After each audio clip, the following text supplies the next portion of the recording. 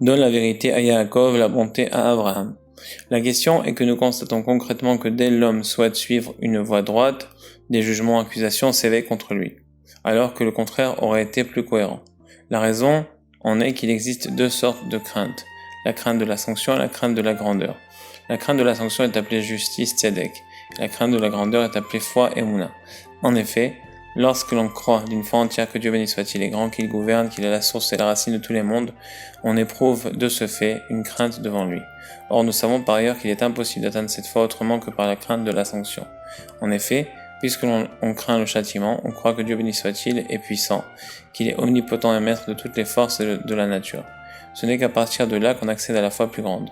Il en ressort qu'immédiatement après avoir éprouvé le désir de suivre la voie de la rectitude, on doit faire preuve de crainte appelée justice.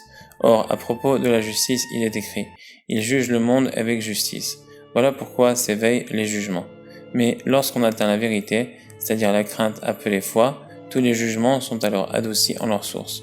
C'est ce dont il est question dans « Donne la vérité à Yaakov », autrement dit à la crainte. En effet, Yaakov équivaut à la crainte. Alors, une seconde. Mais lorsqu'on atteint la vérité, c'est-à-dire la crainte appelée foi, tous les jugements sont alors adoucis en leur source. C'est ce dont il est question dans « Donne la vérité à Yaakov », autrement dit à la crainte.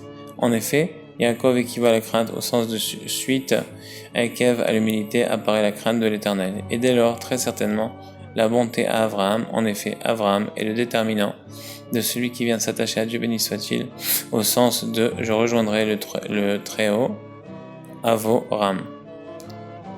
C'est de plus le sens du verset « La justice sera alors la ceinture de ses reins et la foi l'écharpe de ses flancs ». A priori, il n'y a aucune différence entre la justice et la foi.